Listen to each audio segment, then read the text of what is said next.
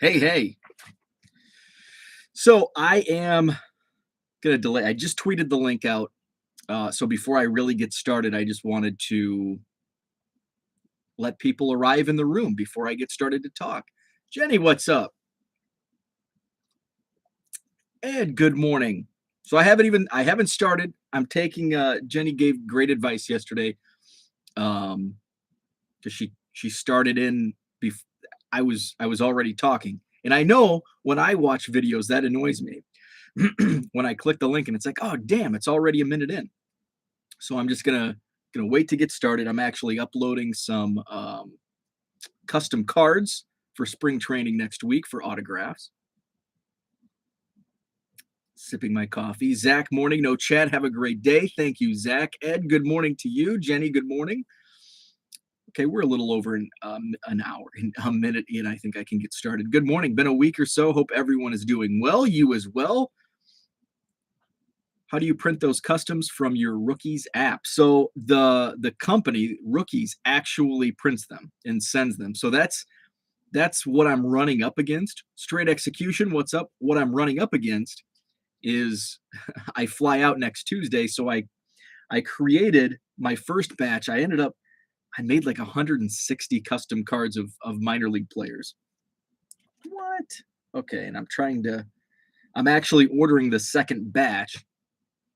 So I didn't want to risk because sometimes it can take up to 10 days for them to, from order to in my mailbox. So I'm like, I'm going to have them shipped to my hotel in Mesa. So they might be there when I arrive next Tuesday. Um, Hopefully that's the goal. I'm hoping it timed out perfectly to where my cards will arrive in the mail either Monday or Tuesday next week at my hotel. So they're there for me and I can put them in my autograph book and and uh and do it. So and then I found like 60 more photos that I wanted to make custom cards out of. So I'm actually placing my order now. And again, hopefully, sometimes they batch the orders up. If they see me order a second one, they'll batch it. They'll like make it that day and ship it out. I haven't received my order shipping confirmation yet. It When did I create? I think I ordered the first batch like last Friday night or Saturday. So my thought was, okay, they'll get the order on Monday, and then whenever they get to it. So hopefully today or tomorrow I'll get that notification and ships out, and I'll have them when I arrive next week.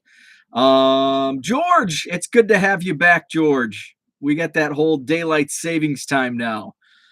So we're good for the next 6 months. Ship them to where you're staying in Arizona. Yes, yep, to my hotel in Arizona. Um, till November will be on a better time for you. What's up, Herman? Tampa home investors. Good morning to you. 10 p.m. is too late for an old man like me. Hey, I totally get you. 9:10 last night is when I went upstairs. But then I lay in bed. I was gonna watch some Raw, but I actually was tired. Um, Still coming off the spring forward, lose an hour of sleep. Even when you're even when I make my own hours and work from home, it's still I still can't get used to the time change, and it still disrupts my routine. I was way behind yesterday. I was on thanks to JT for bearing with me. I was running behind all day yesterday. You know how that goes when you wake up, you oversleep, you wake up late, and it disrupts your entire day. Even if you try to pack everything in and catch up in that first half hour or however long it was, it's still like you're just slogging behind. So that was me yesterday, and all of a sudden it's noon, and I'm like, oh crap, I wasn't even home. I was still running errands.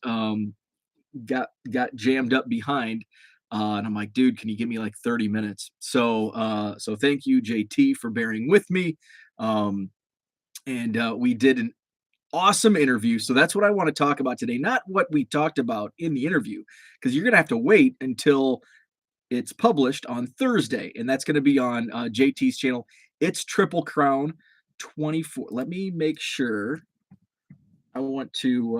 I don't want to misspeak and give the right. I'm just going to tweet his channel link in here. Here we go. So I am going to copy and paste JT's. So that's his channel. So subscribe to JT. And Thursday we did an awesome conversation about sports card psychology. It's a podcast that JT does on sports card psychology, which shame on me for not knowing he did this podcast, but I think mine was number 11. So I can catch up pretty easily. I watched one right after we recorded. I'm like, I gotta go back and watch these and listen to these. So I went back and listened to one of his previous shows. So it got me thinking about thinking, especially when it comes to trading cards and basically it just, all whatever facet of life. Challenging your thinking is always good, and it opens up your mind. So that's kind of what I wanted to touch on today. Oh, also, by the way, I need to drop in the link. I did tweet it out to a couple of our groups. I tweeted the link out, our bracket challenge. So get those picks in. I think the first 4 games start tonight. I think there's 2 games tonight, 2 games tomorrow night. Then the first round begins on Thursday. So Thursday's really when you need to have your bracket picks in. I don't know if you get any point. I don't think you get any points on CBS for the first 4 picks. At least I don't think I set it up. Whatever I use, I just defaulted all of which is your standard scoring, 1 point for the first round, and then etc. We'll go back to the chat real quick. How are you doing with those Twins trades? Tell me about it. Was supposed to be doing something yesterday morning at 7:30 at my office. Not get up until 8:15. I hate that. And then you're behind like the whole day. You feel behind. I haven't been doing many trades lately. Need to get back on it on TCDB. Tampa asks, where's a good place to do trades? John's got his picks in. Have no idea what I was doing, but I got mine done. You know what? Here's the thing.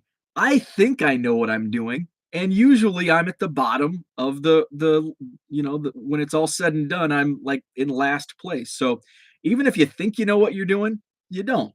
And usually it's best when you're filling out a bracket just to have no idea. So it's all fun because I can break down, like yesterday's episode. I'm breaking down the matchups and the players to watch, and when it comes down to it, I have no idea what I'm doing. And I don't think anybody does, because there's going to be the guys on ESPN. They're going to tell you the same stuff, and they're going to give their expert advice. And guess what? Their brackets are going to be busted also. Jenny, I meant the actual MLB trades. Twins are making moves for sure. So that link, let's get that link up. So I think when I checked last night, I think there were 12 brackets. Some of them were still had not finished yet. Am I gonna have to log in? Shoot. Maybe I can't remember where I set. I think I set it up on this computer, so it should be. I'm still receiving bracket invitation from my old place of work. Okay, so here we go. And I want to share this. How do I share this? This is my bracket. We don't want to share. Well, we can. I don't think you can actually see everybody's bracket until all of them are in, and it's there we go. All of them are in. Oh, we got 14 brackets. All of them are in, and I think like Thursday when the game starts. So let's see. Invite friends. I don't want to email. How about just copy the link? Pool invite link. Okay. And here's the link to the bracket challenge. Again, it's free, and it's just for bragging rights. It won't let me tweet that. Oh, shoot. Okay. What if I just delete? Okay. I need like one of those tiny URLs. Okay. So it's not letting me, I'll put it in the description. But the bracket challenge is up. I also tweeted the link out. So if you're on Twitter, find it there. Otherwise, I'll put it in the description. It is in yesterday's description. Also, I went back in and added it in.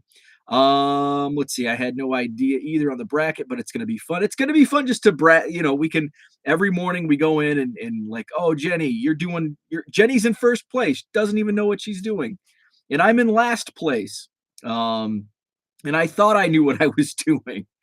John says I picked by which campuses have the best pizza.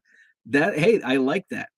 I think I've talked about this before. John, have you been to first off, have you been to Madison, Wisconsin? And if the answer is yes, have you tried Ian's Pizza? So Ian's Pizza is on campus, downtown Madison, and it's not like it's if you're a traditional pizza lover, you're not gonna like Ian's.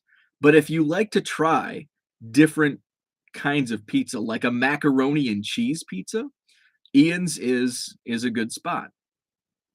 We actually had Ian's at our wedding. It was like our second meal or fourth meal, whatever you call it, the late night meal, like at 11 p.m. After you've been drinking and dancing all night, and you want to scarf down some pizza. So we had Ian's, and we had macaroni and cheese. We had a barbecue, and then I think we just did like a regular cheese. And then there was one other specialty, but they have just a ton of different like wild concoctions of pizza. But I know some people are pizza traditionalists, and they would not like the selection of pizza at Ian's. But they do have some good stuff. John, only you would travel so much, you know which ones have the good pizza. See, I would have no idea. I've been to several of the campuses, but usually when I was there, it was for basketball, and we were eating catered hotel food. Um, I'm going to want one of the nacho pizzas. Don't recall Ian's. You won't win an argument with Uncle Rich and I about what qualifies as a pizza. Herman, you must have case. Oh, Herman. Oh man. Do I take Herman to a Casey's gas station for pizza, or do we go to Ian's? Pizza is the late meal at my daughter's upcoming wedding. Very cool. You can't beat it. Like you I didn't even think about it. I think my wife thought about it. And I'm like, oh my God, that's genius. And I know a lot of people.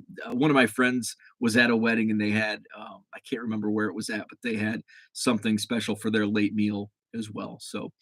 Um, so I used to love the LC brisket pizza.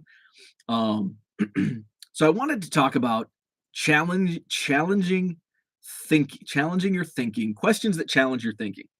And the reason I talk about this today is because yesterday I did a podcast with JT. It's Triple Crown. Link is in the chat to his channel. This interview is going to be published on Thursday, so I won't reveal what we discussed. But his podcast is Sports Card Psychology. So it was I will talk. We talked about like card shows and like buying and selling patterns at card shows. We talked a lot about bargain boxes. So that was generally what we discussed when it came to card psychology. But what I enjoyed most about it was first off, I love psychology. And if I'm in the airport, like one of the first magazines that I pick up at the Hudson News is Psychology Today. Because it's not like a it's not like a text or you know like a textbook. It caters to like the way I like to read magazines, kind of short, interesting. It's relatable to pop culture and everyday living. It's not like this fancy education speak. It speaks to the layman. So I really enjoy Psychology Today, and I picked that up. And when I fly out next week, I'll probably pick one up. So I enjoy just psychology and the way we think and the way we act. So So I that's why I really found JT's podcast to be interesting, and especially the questions he asked, because I think a lot of times we don't really think about the way we think. It's just kind of we go about our day, and that's the way it is. But sometimes when we take a step back and we're asked questions, it really opens up a different line where we're not just thinking kind of narrow-mindedly, which seems bad, but I mean we're all guilty. I think I'm one of the most guilty people of, okay, if I think this way, it's the only way. Um, but I try to open it up to um, to how other people you know think, and why do they think that way. So um, it got me. What really excited me was answering different questions, because in first off, it was just talking about cards in general. Usually when I do podcasts and when I get interviewed, it's about collecting a million Cubs, and I answer the same questions over and over, and it kind of gets boring, which I understand why I am asked the same questions, because it's kind of the who, what, why, where, when. Why are you doing this? Because everybody wants to know, why would somebody want to collect a million of any type of card, let alone a single team? And there's different audiences. So, this podcast have completely different audiences. And if you don't ask they're going to be screaming at their computer, why is he doing this? Why is he doing this? So I understand you have to ask those simple questions. But I answer them so often, it's just kind of the same. When did it start? Why did it start? What's your most expensive card? How much do you spend? And money's relatable. I think the reason why we think about money in terms of when we ask people questions is because it's relatable, especially to somebody that's not collecting. And what I mean by that is, you say I have a 750,000 Cubs cards. That's a lot of cards. But if you don't collect cards, if you don't have any cards, or if you're a minimalist collector and your entire collection fits in a monster box, it's kind of hard to quantify that many cards, 750,000 cards. But what's relatable to everybody is money, because a dollar in the US, a dollar equals a dollar to everybody in the US. So we can relate, like, I've spent whatever amount on postage, or whatever amount on Cubs cards. So everybody can relate to the dollar figure. So um, in our chat yesterday, I was asked different questions, and second level questions that really challenged, uh, not really challenged my thinking, but opened up my mind to, okay, that's a great question. I'm going to look more into it. And I'm going to, when I go to the Madison Card Show is this Saturday, Sheraton Hotel, John Nolan Drive, 9 to 3, free admission, 80 tables. When I go in and when I'm set up, and as I'm walking the room, observing, when I'm observing my own table, and the customers, and how they're searching, what they're searching for, I'm going to pick up on all of these things that I may have thought of, but just uh, not really top of mind, where it was like, it was an observation more than anything. Whereas now I'm going to be paying closer attention to how people shop, the demographics, because we kind of went into that in the conversation. It's going to be aired on Thursday. It's Triple Crown YouTube channel. So very interesting. So I'm gonna think differently, especially when I'm at Saturday's show, on just the buying and selling behavior, and especially when it comes to the different demographics, whether it's male, female, kids, adults, um, and who's digging through the bargain boxes, who's got the Pelican cases, why are people buying what they're buying. So it's interesting, and I enjoy that the questions that challenge your everyday thoughts, where it kind of opens up your mind, where sometimes we just go day by day, we do our routines, Um, and we don't really think about what we're doing just because it's what we do. It's our daily behaviors. Even at a card show, we go in, we look at cards, we buy cards, we leave. That's that. But there's so much more to it. So I'm excited to uh, what I came away with from yesterday's conversation to really apply it Saturday and see it. So let's go to the chat. George says, I sometimes make a custom pork belly and kimchi pizza. Delicious. Yep, I can hear the repeat of the 1 million Cubs. I see so many ask, do you collect doubles? Yeah, in fact, I want a shirt that says, because I wear the sandwich board, Cubs cardometer, and like everybody asks, do you count doubles? And it's yes. And I just want a shirt. Yes, I collect doubles. Um, but they're new and I've been here since 2018. I try to ask my guests questions I haven't heard them answer before. I've already heard their story, so I try to learn new things. Absolutely. And it's enjoyable for you asking those questions because you don't know the answers, and it's probably good for the person you're asking because they haven't heard those questions before. Diego says, did you say money? Bo, do you think some female collectors don't come to shows for any particular reason? I noticed 50-50 on eBay sales, but not much at shows. I just think it's I don't know why. And I'm curious from your standpoint, um, because I'm not a female collector, obviously. So I think it's kind of hard for me to answer not as real not relatable. Um, so I'm curious from your standpoint, why you think female collectors don't come to shows, or collect in general, because we know that males dominate the demographic, male versus female collecting wise. So it's interesting. Also, by the way, speaking of this, um, there's a gentleman by the name of Anthony Devine, who is he's from Northern Illinois. He was at the card show this past Saturday in Rockford that I was at. My buddy John, who promotes the show, was telling me he's got an upper deck card. I'm like, oh, I wonder why. So Anthony Devine has an upper deck card. Actually, there was an article just a couple of weeks ago on the upper deck website. They do I think it's called Heroic Inspirations.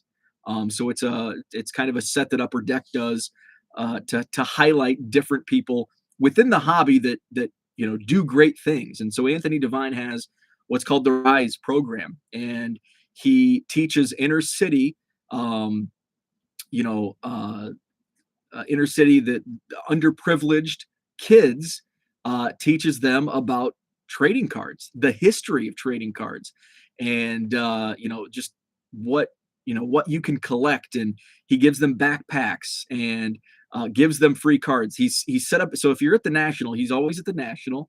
It's called the Rise program, and now he has an upper deck card. So um, one of the other things is he's a black collector, and there's not too many black collectors within the hobby. And that's another thing that he's trying to educate um, you know black children. And it's kind of went into we there's a lot of athletes, um, and how come there's not as many collectors in the black community. So I found that interesting, and that kind of piggybacks on Jenny's question about female collectors. And John says too many dudes, and that's we kind of laugh at that. Too many old white dudes, and that I mean it's true. Like, you go to a card show, just look at pictures of a card show, and it's dominated by old white men, and it's skewing younger recently within the last 2 years. Like I mentioned, 25 to 44 was probably predominantly the number one demographic.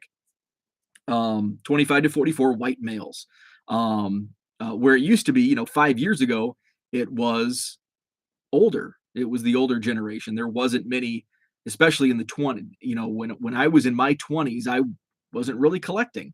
And not many of my counterparts were either.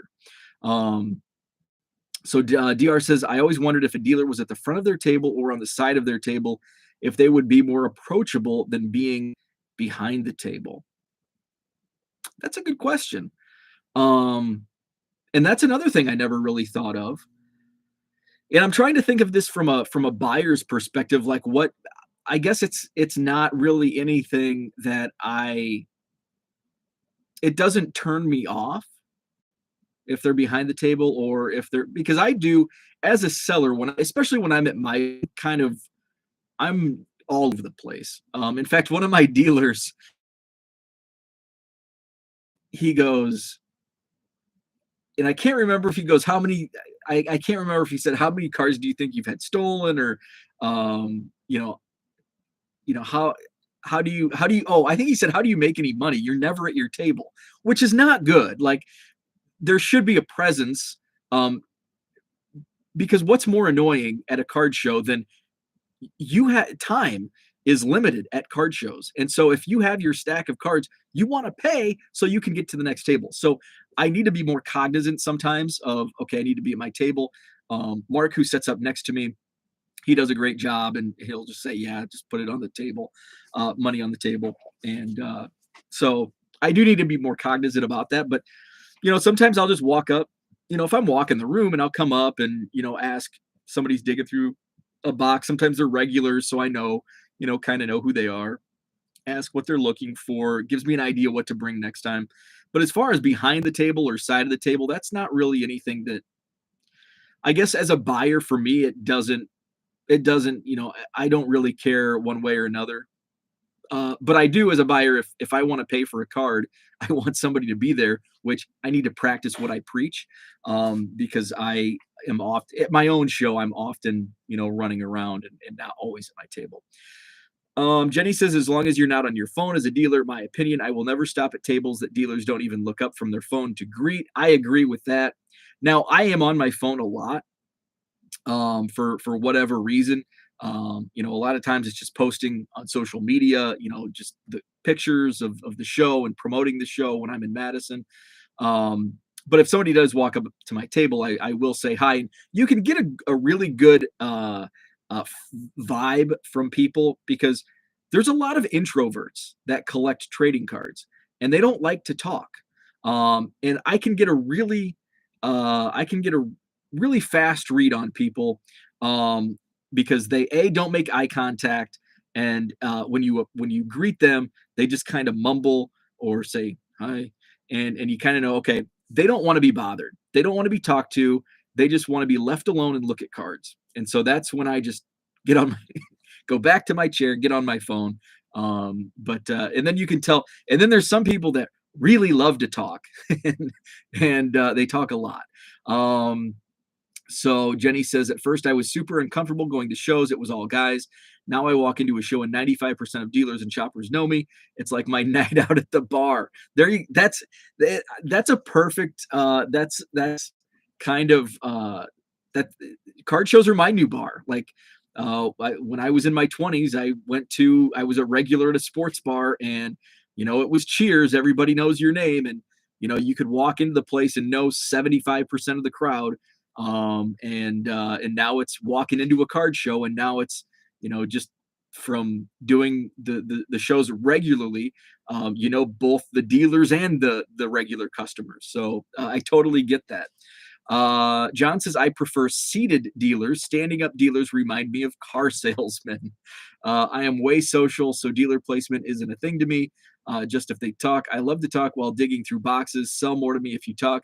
I spend more time, buy more. I do as a buyer. I enjoy some interaction, and I get it.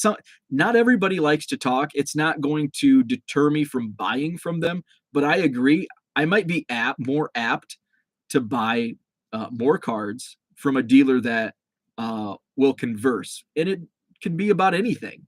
Just that conversation, and it also gives me a feel as a buyer if a dealer's willing to converse and have a conversation and talk. I feel that that dealer is going to give me a better deal. Because usually in my shopping is done a majority at bargain boxes. So I have a feeling that if they're going to be very talkative and we're going to converse back and forth, I just get that vibe that they're going to give me a better discount than somebody who's a little more introverted and not talkative. And that's just that's my thought process. And usually it holds true. It's all anecdotal. I don't have scientific proof of this, but it does seem that it works out that way. I also noticed that the show last weekend had 0 hand sanitizer bottles. I'm not a germ freak, but I do like the random bottles to wash after going through boxes. That's a good idea. I had hand sanitizer at my tables, last spring and summer during COVID, the big COVID stuff. But I haven't since. But that's a good thing. I think we have tables on each side of our ballroom that does have sanitizer and masks as well. Diego says that sounds like me. John is the non-eye contact mumbler. John's the non-eye contact mumbler. Diego says sorry being the introvert. Michael says let me know if you need anything is the worst thing to ever say to a buyer. It basically says you can be bothered to ask me what I'm looking for. That's a great point. My question is always like, is there anything you're looking for in particular? And usually, like 90% of the time, the answer from the buyer is no. And so it's like, okay. But guess what? I'm the no. Like, and I'll probably say, "Oh, not really." And that's kind of how I approach because what am I looking for? I'm looking for bargains. And it's like, you know, if I'm digging through a bargain box and the dealer's like, "Is there anything you're looking for in particular?" I'm going to say, "Yeah, I'm looking for your 25-cent cards that I can go sell on eBay for $10." So I don't say that, but that's what I'm looking for. But I'm not gonna I'm not gonna share that information. Yeah, so I always ask, and most of the time, the buyer will say, no, not really. Um, you know, 10, 20% of the time, they'll say, yeah, I'm looking for, some people will bring up an obscure name. I've got a regular, and I'm going to give him a card if I see him this Saturday because he comes to every show and he's looking for Shane Leckler. And so now I always know he's looking for Shane Leckler. Now Shane Leckler is not going to be in my quarter box or dollar box unless I come across like a X Fractor or serial numbered card. But I was going through this recent Goodwill box and there was like a Shane Leckler, just a common like scorecard, and I'm like, oh. I'm gonna bring this to the next show, and I'm gonna give it to my customer, and that way because as a customer, if somebody did that and it's like for me, like I'm looking for, say I something what's obscure like Shane Leckler, Ty Griffin serial numbered cards. How many are out there? Not many.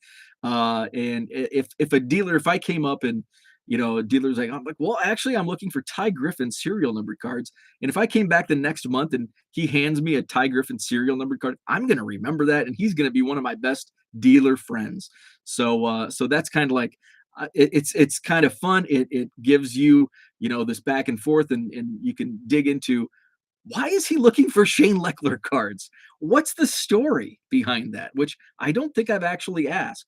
Um, Another thing that I need to be more proactive about is I need some hockey cards, just a box, because I have a father son combination. They come to the Rockford show every month, and they're decked out in like this. It's like their card show uniform.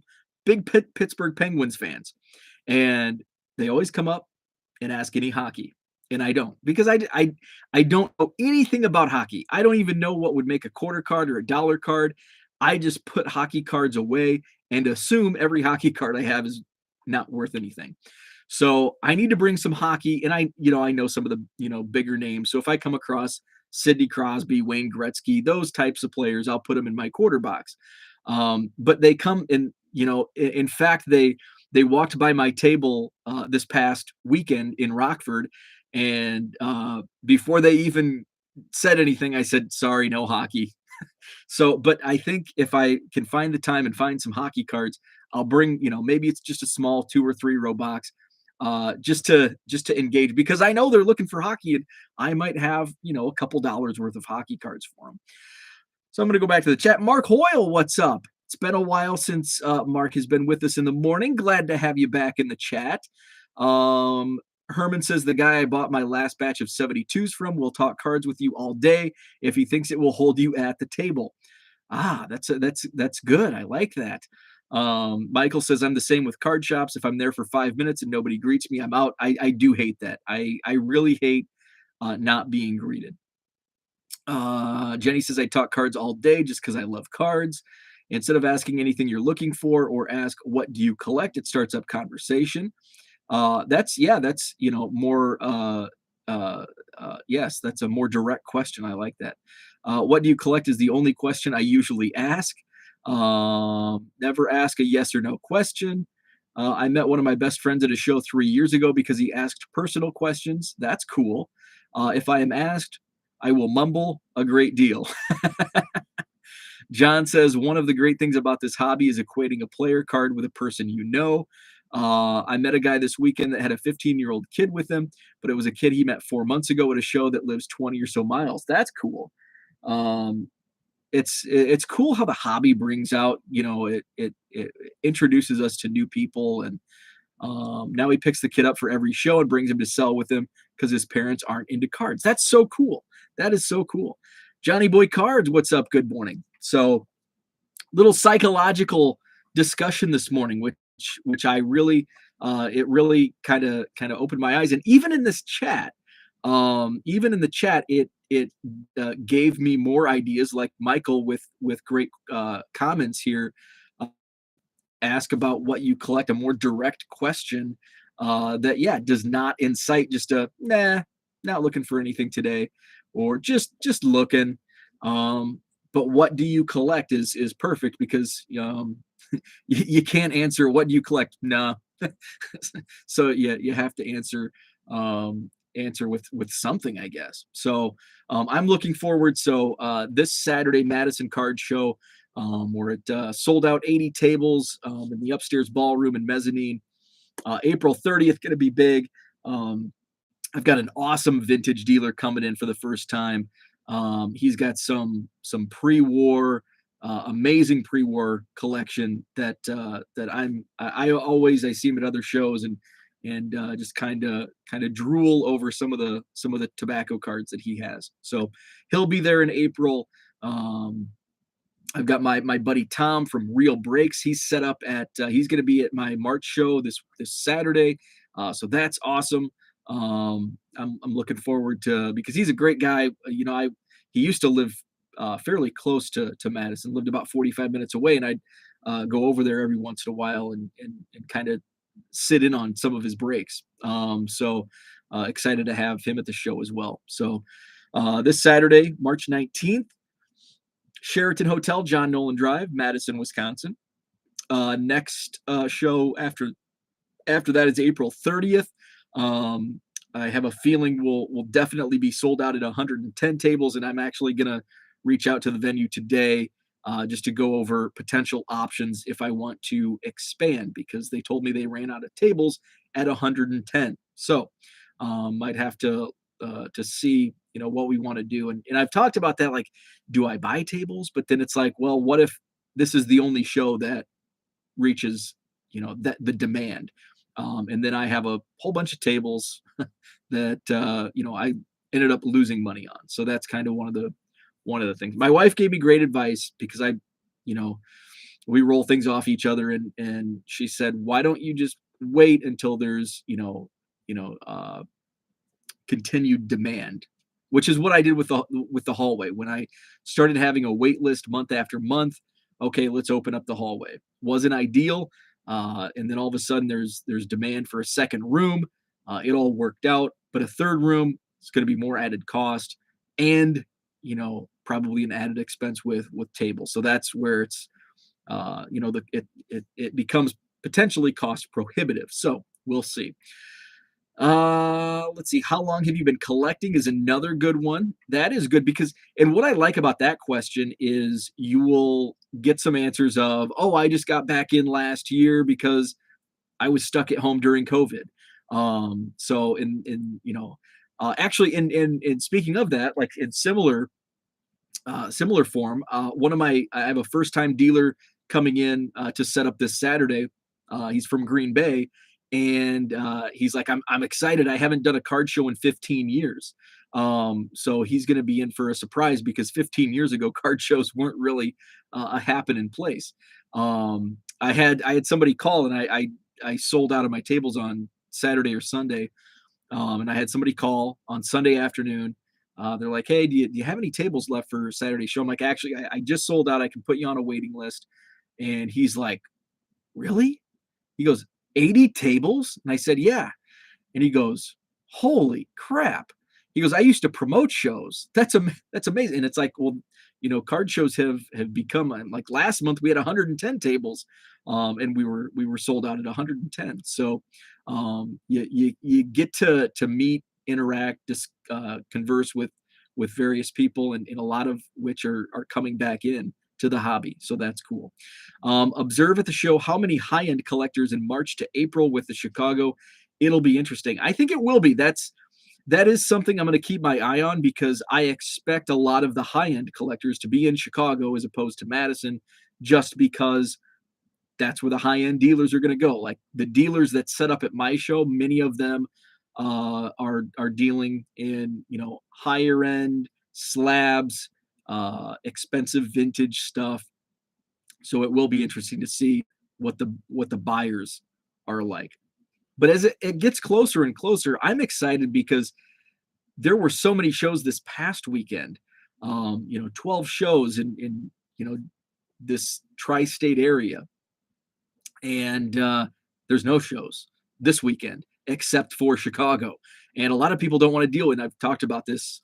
A lot of people don't want to deal with Chicago. The tolls, the drive, the parking, the admission fee, and the crowd. It's a big crowd. Hell, in November it took me an hour just to get in the door on the Saturday of the spectacular. So I think we'll do really. David says, sell extra tables to wrestling companies, or do they not use tables anymore? There you go. There's actually, Wisconsin has a lot of, Wisconsin's becoming a booming independent wrestling, just power state. I don't know what words to use, but there's a lot of indie promotions here in Wisconsin. And in fact, one of the probably the biggest one is run by Hornswoggle. I think he's from Milwaukee. So in fact, I'm a big wrestling podcast listener. Conrad Thompson, his podcasts, they're doing a show, I think in May in Oshkosh, and I think it's with Hornswoggle's wrestling group. So they're doing a Eric Bischoff live podcast, and I think it's Bischoff and somebody else, one of the other podcast guys. I can't remember which other podcast, but I'm and I think it's the night before the Green Bay card show. The big Matt, who sets up at my show, is promoting a show in Green Bay in May, and I think it's the night before. And it's like, wow, I'm already going to be in that area. I'd like to go. So yeah, so big wrestling here in Wisconsin. Let's see. The answer to what do you collect? In my head, I don't collect, but I hoard a little of everything. If you buy tables, you can use them for a garage sale at your house, flea market in the area. David says sell extra tables. Oh, that's what we just talked about. I came back and enjoying it immensely. That's great, because what I love to see is people coming back and staying, because we had so many new collectors, but a lot of them wanted that quick buck. Oh, I can buy this $20 box at Target and flip it online for $60. And then when when you couldn't make that flip anymore, they left and went on to NFTs and crypto and other stuff. If you have a Pelican Zion case, you hear the question all day long, hey, you got some fire in that case? I think I got that at least 50 times per show. I've been in collecting bubble for way too long, setting up at my first show April 30th in Rochester, Minnesota. New show, 30 vendors. Very cool. Very cool. Fellow Minnesota in the chat. It's good to see that area, Rochester, Minneapolis, get some shows because there hasn't been too many shows in that area. Because I get vendors from those areas to set up at my show, and they're like, "There's just no shows in Minnesota." Same with Iowa. There's so few shows in Iowa. So if you're a promoter, I know there's been more and more in Minnesota, but I think Iowa, there's still a need, especially Quad Cities area. Quad Cities, um, get on the ball. Get on the ball, Quad Cities. Let's see. Ghost of Vern Gagne, Bischoff and JJ Dillon. That might be who it was. My son plays baseball with a dad who owns the Western PA promotion, IWC, where Corey Graves and Brett Baker started. Very cool. Very cool. So that's what I had for today. Thanks for tuning in. Monthly Bloomington show in Minnesota, but it's not great from what I hear. My son just turned 6 and he's super into cards, loves the Charlotte Hornets. That's awesome. Charlotte Hornets, the first thing I think of Charlotte Hornets is Larry Johnson and it's Jeff Jarrett. It's Jeff Jarrett. It's Jarrett. Yes. Yes, you're correct. I was thinking JJ because JJ Dillon used to have a podcast. And I don't think it lasted very long. Yeah, Double J Jeff Jarrett. I'm pretty sure it's Jarrett and Bischoff. When I think of the Charlotte Hornets, I think of Larry Johnson. Yes, and Dan beat me to it. Starter jackets. Everybody had a Charlotte Hornets starter jacket. That was the in thing in the early 90s. Charlotte Hornets starter jackets. And I'll leave it on that note. Herman, you have a great day. Everyone else have a great day. Bracket challenge link will be in the description. It's also on Twitter, so check that out. Have a great Tuesday. And then Sports Psychology Podcast, JT. It's Triple Crown. Check him out on YouTube. I'll be on his show this Thursday on his channel. Hit the like button if you could, please. Have a great Tuesday, and we'll chat tomorrow.